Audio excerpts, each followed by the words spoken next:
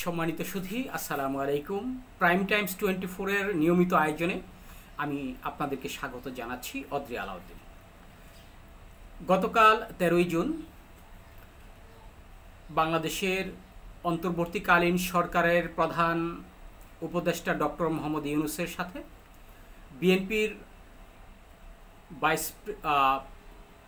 বিএনপির ভারপ্রাপ্ত চেয়ারম্যান জনাব তারেক রহমানের সাথে 2 ঘন্টার যে বৈঠক হয়েছে, এই বৈঠক নিয়ে আমরা যেভাবেই কথা বলি না কেন, এখন এই বৈঠকটি মূলতই কিন্তু একটি আপনার একপাক্ষিক আলোচনায় হয়েছে। তার কারণ এই আলোচনাটা মূল দরকার ছিল, সেই দরকারটা ছিল আপনার একেবারে সর্বদলীয় বৈঠক প্রয়োজন ছিল। অথচ এই বৈঠকটা কিন্তু মাত্র বিএনপি এবং অন্তর্বর্তীকালীন সরকার এই 2 দলের সাথেই আপনার বৈঠক হয়েছে। যেই বৈঠকটি নিয়ে ঠিক একদিন পরেই বিভিন্ন দলের আপনার বিভিন্ন প্রতিক্রিয়া আমরা দেখতে পাচ্ছি। যেই কথাটা আমিও আগেও বলেছিলাম যে এটা কোনো সর্বদলীয় বৈঠক নয়, এই বৈঠকটি মূলত একচাটি একটি বৈঠক। এই বৈঠকটি নিয়ে বিভিন্ন দল মত নির্বিশেষ সকলের একটি আলোচনা সমালোচনা রয়েছে। তার একটি কারণ রয়েছে, কারণ বাংলাদেশে প্রায় 48টি নিবন্ধিত দল রয়েছে।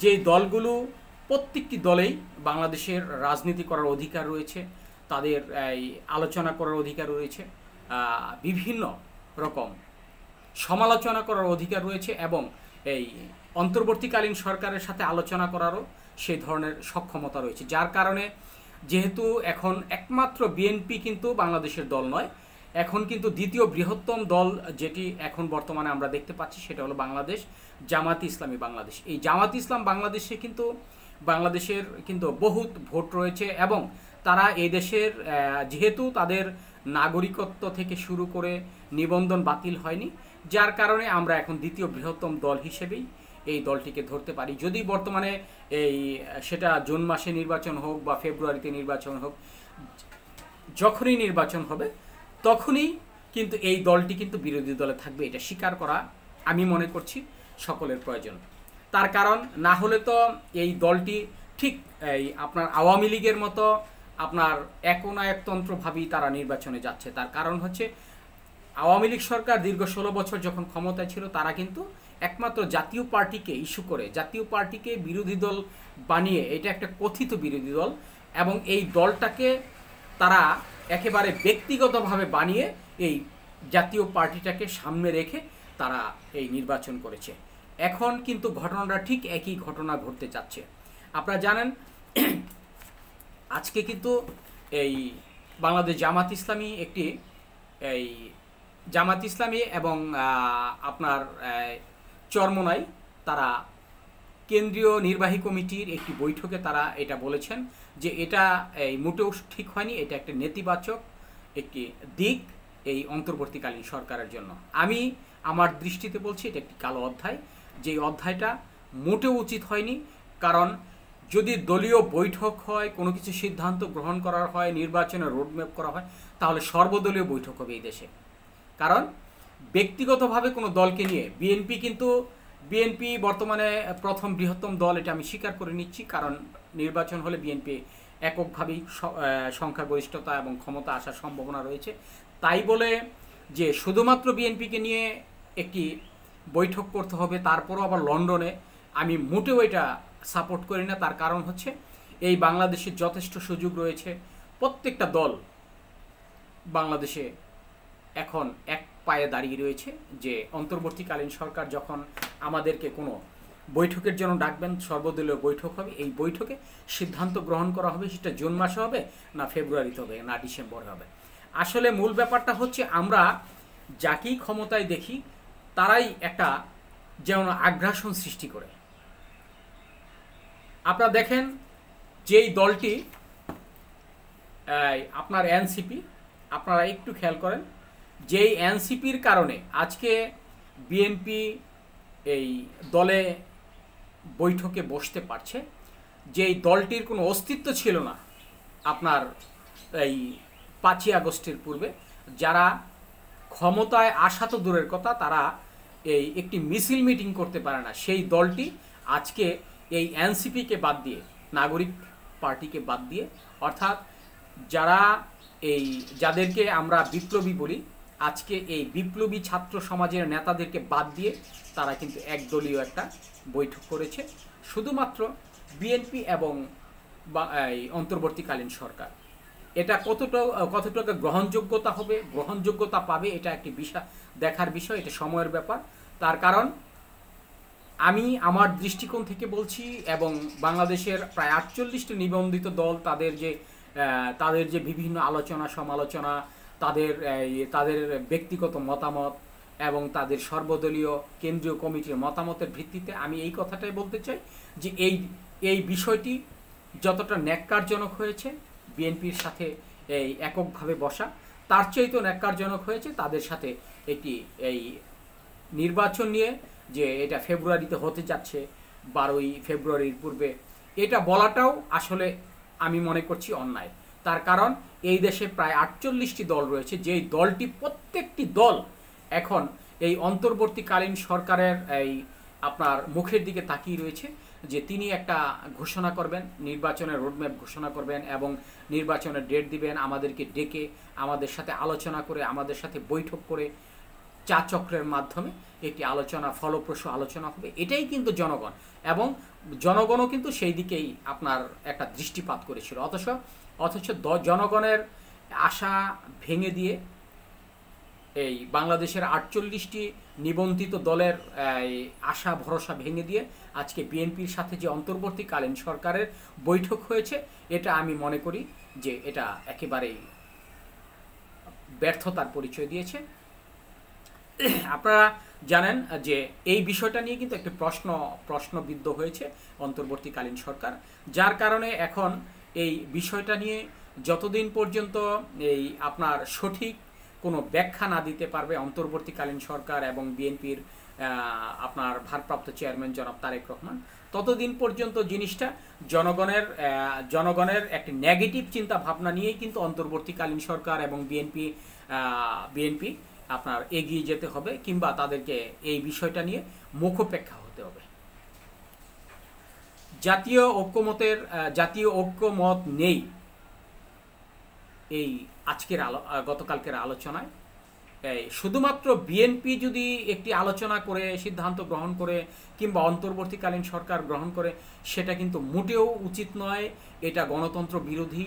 এবং এটা যেহেতু এই বাংলাদেশ আমরা গণপ্রজাতন্ত্রী বাংলাদেশ সরকারের অধীনে, অর্থাৎ প্রজাতন্ত্রের যে মূলনীতিটা, প্রজাতন্ত্রের যে এই মাধ্যমে কোনো কিছু সিদ্ধান্ত গ্রহণ করাটাই হচ্ছে গণতন্ত্র।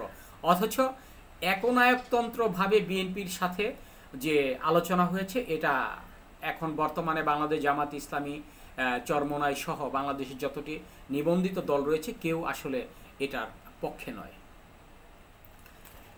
এখন বিষয়টা হচ্ছে যে লন্ডনের এই বৈঠক যদি আজকে লন্ডনে না হয়ে বাংলাদেশে হতো, আমার মনে হয় সবচেয়ে সুন্দর, এবং এদেশের প্রত্যেকটি জনগণই সেখানে সমর্থিত থাকতো। আসলে এই নির্বাচনটা কতটা, এই আলোচনাটা কতটা ফলপ্রসূ হয়েছে, এটা আপনারা বুঝতে পারবেন আগামী কয়েকদিন পরে।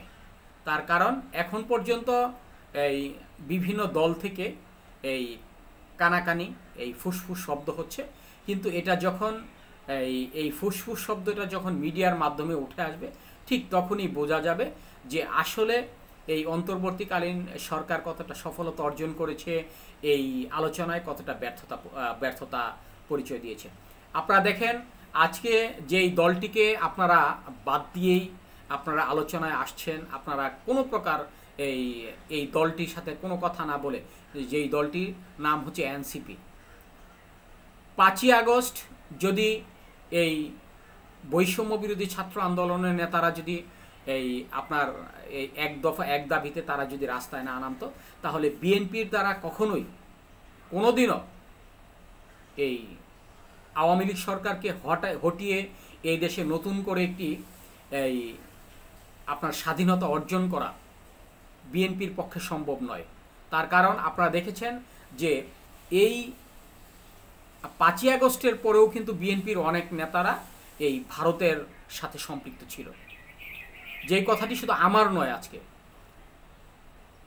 বাংলাদেশের যতগুলো আলোচক আছে সবাই কিন্তু এই বিষয়টা খুব সুন্দর করে লক্ষ্য করেছে। এই যে এজেন্ডাদের মাধ্যমে তারা কি বোঝাতে চাচ্ছে কিংবা কি করতে চাচ্ছে, আপনাদের কি মনে হয়? আজকে আমি জনগণের কাছেই, আপনারা যারা আমার শ্রোতা এবং দর্শক, আমি তাদের কাছে প্রশ্ন ছুড়ে দিচ্ছি যে আসলে কি এই অন্তর্বর্তীকালীন সরকার এবং ডক্টর মোহাম্মদ ইউনূসের যেই বৈঠক, এই বৈঠকে কি তারা সফলতা অর্জন করেছে?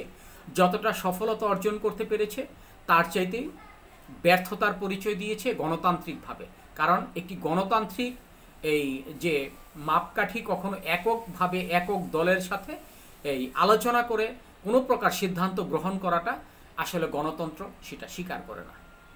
যেই গণতন্ত্রটাকে গলা চেপে ধরেছিল আওয়ামী লীগ সরকার দীর্ঘ 16 বছর, এই দীর্ঘ 16 বছরে আওয়ামী লীগের যেই এই কণ্ঠরোধ করে বিভিন্ন এই নেতাকর্মীদেরকে এই গলার মধ্যে রশি চাপিয়ে দিয়ে তারা যে গণতন্ত্রটা হত্যা করেছে, ঠিক একই পর্যায়ে আজকে যে অন্তর্বর্তীকালীন সরকার এবং বিএনপি তাদের সাথে যেই লন্ডনে যেই এই আলোচনা করেছেন, তাদের মধ্যে কি হয়েছে একমাত্র তারাই জানেন। কারণ যেহেতু এটা একেবারেই এই কথাটা প্রকাশ করেনি, শুধুমাত্র বলেছে আমরা একটা ফলপ্রসূ এই আলোচনা করেছি এবং আমরা এই অন্তর্বর্তীকালীন সরকারের এবং এই তারেক রহমানের আলোচনাটাকে আমরা মেনে নিয়েছি। আসলে তারা কি মেনে নিয়েছেন এই বিষয়টা কিন্তু ভাবনার বিষয়। যেই বিপ্লবী সন্তানরা আজকে বাংলাদেশের মধ্যে, আপনারা জানেন বাংলাদেশের 2% বিপ্লবীরা এখন কিন্তু পঙ্গু, কেউ চোখে দেখে না, কারো পা কেটে গেছে, কেউ গুলিবিদ্ধ হয়েছে, কেউ মাথায় আঘাত করছে। এইসব এই বিপ্লবীদেরকে বাদ দিয়ে আজকে কিন্তু বিএনপি এবং অন্তর্বর্তীকালীন সরকার যে আলোচনা করেছে এটা একটি নেতিবাচক দিক। এই নেতিবাচক দিকটাকে আমরা প্রত্যাহার করি এবং জনগণও প্রত্যাহার করছে। এই মুহূর্তে আমরা মনে করি যে এই এককভাবে আলোচনায় অনেক ফাঁকফোকর রয়েছে, অনেক আলোচনায় তারা করতে পারেনি। আমরা মনে করি এই সব কিছু বাদ দিয়ে আগামী কিছুদিনের ভিতরে আপনার একটি সর্বদলীয় বৈঠক হওয়া প্রয়োজন। এই সর্বদলীয় বৈঠকে যা সিদ্ধান্ত গ্রহণ করা হয় সেটাই জনগণ মেনে নেবে। আসলে সর্বদলীয় বৈঠক ছাড়া কখনোই অন্তর্বর্তীকালীন সরকার এবং বিএনপির সাথে আলোচনা এটা কখনোই ফলপ্রসূ হতে পারে না এবং এটা জনগণ মেনে নেবে না। ধন্যবাদ সবাইকে, ভালো থাকবেন, নিরাপদে থাকবেন।